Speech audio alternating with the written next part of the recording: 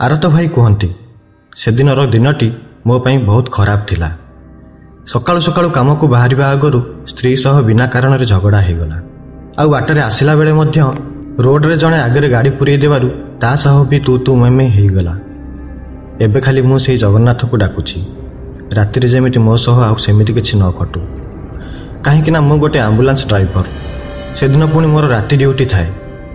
Ambulance चलेबा किछि सहज कथा नुहे, खास करी जतेबेले पछरे डेड बॉडी थाए। प्रथमे मते डेड बॉडी नहीं गला बेले टिके डर डर लागुथिला, किंतु धीरे धीरे समय सह अभ्यास रे परिणत हो गला। तेणु प्रतिदिन भली से दिन भी मु हॉस्पिटल बाहर गाड़ी छिड़ा करी मु गाड़ी भितर बसी थाए आ निज भाग्य को निंदु थाए। किछि समय पर जने कंपाउंडर भाई आसी कहिले, अरे आरत भाई तुमको डॉक्टर किछि समय अपेक्षा करिवा कहिसंती, बोधहुए किछि इमरजेंसी अछि। तेणु मु हाँ मारी सेठी अपेक्षा कली। सेठी अपेक्षा करिवार प्राय 20 मिनिट हो सारी थाए, किंतु से पर्यंत ना मते कहीं कॉल करूथांती ना मो पाखक कहीं आसुथांती।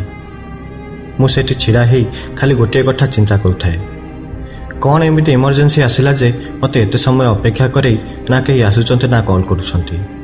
हठात देखिली जे 2 जन वार्ड बॉय स्ट्रेचर रे गोटे डेड बॉडी नहीं आसुछंती। से डेड बॉडी बोधहुए जने महिलांकर थिला, कहीं ना धड़ा चदर तलू शाढ़ीटी सामान्य देखा जाउथिला। तेणु मु से वार्ड बॉय को पचारिबारु से कहले, हाँ भाई ये जने महिलार dead body. Doctor a dead body को स्वर्गाद्वार पाखरे एक मुर्दा घरे पहुंचेबा को कहिसंती आउ यही एड्रेसटा देइछंती। ठीक संगे संगे डॉक्टर सुब्रत सार को कॉल आसिला।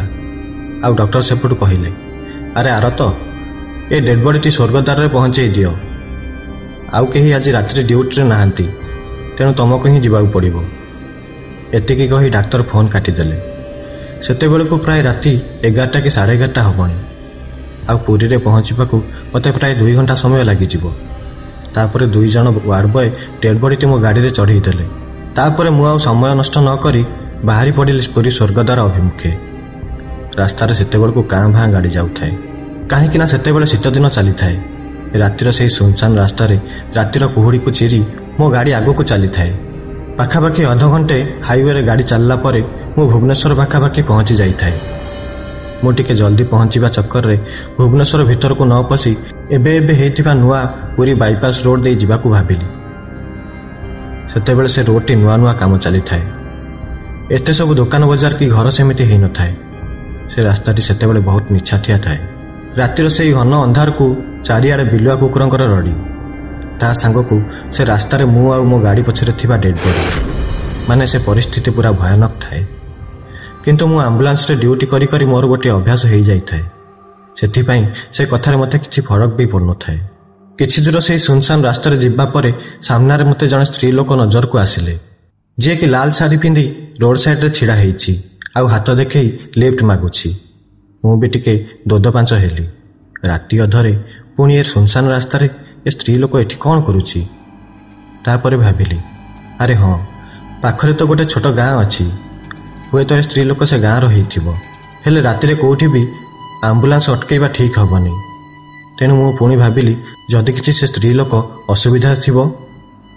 ए सब कथा भाबी मु गाड़ी नहीं से स्त्री लोक पाखरे छिड़ा कली आउ ताकू पचारिली, कुआडे जीवो। मु से स्त्री लोक सह कथा होउथाए। हठात मो सामना पटू गोटे बाइक वाला आसी मो पाखरे पहुंचला आउ कहिला, अरे भाई तमे कौन मद पी देइछ ना कौन। से पुणी आंबुलांस चले, पेसेंट भी पछपटे अच्छे पुणी। मु से लोक को कहली, नाई भाई मु कहीं मद पीबी। से लोकटी कहला, आउ ताहले आंबुलांस छिड़ा करी सेपटे क्या सह एका एका कथा होच। से लोकर ए कथारे मु टिके हसी दे कहली, अरे भाई मदन मु नुहे, तमे पी देइछ बोधे, आ मते कौन कहूच। जाओ जाओ तुम बाटरे जाओ। तेणु से लोकटी सेठू चलीगला।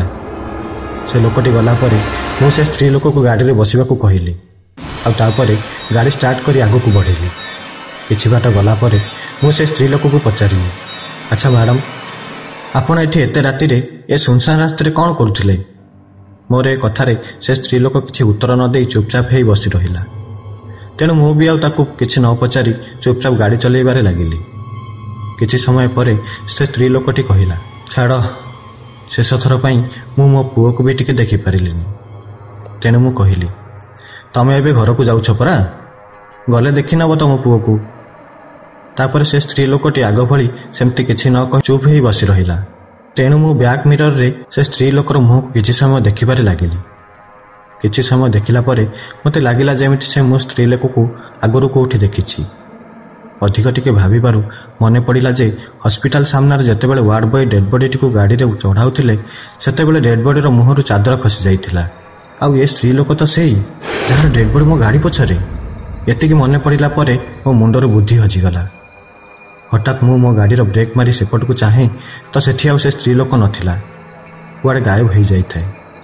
ତାପରେ ମୁଁ ସେଇ ମହାପ୍ରଭୁଙ୍କ ନାଁ ନେଇ ଆଉ କାଳ ବିଳମ୍ବ ନ କରି ଗାଡ଼ିକୁ ଫୁଲ୍ ସ୍ପିଡ଼ରେ ଠିକଣା ଜାଗା ଆଡ଼େ ବଢ଼େଇଲି। ଠିକଣା ଜାଗାରେ ଡେଡ୍ ବଡିକୁ ପହଞ୍ଚେଇ ଗାଡ଼ିରୁ ଓହ୍ଲେଇ ପୁରୀ ବଡ଼ଦାଣ୍ଡରେ ପତିତ ଭଗବାନଙ୍କୁ ଚାହିଁ ମୁଣ୍ଡିଆ ମାରି ପୁଣି ହସ୍ପିଟାଲ ଫେରିଆସିଲି। ସେଦିନର ସେହି ଘଟଣା ଆଜି ବି ମନେ ପଡ଼ିଲେ ମୋ ଲୋମ ଟାଙ୍କୁରିଯାଏ। ମହାପ୍ରଭୁଙ୍କ ଦୟାରୁ ମୁଁ ସେଦିନ ଭଲରେ ଭଲରେ ହସ୍ପିଟାଲରେ ଆସି ପହଞ୍ଚିଗଲି। ଜୟ ଜଗନ୍ନାଥ, ଜୟ ଜଗନ୍ନାଥ, ଜୟ ଜଗନ୍ନାଥ।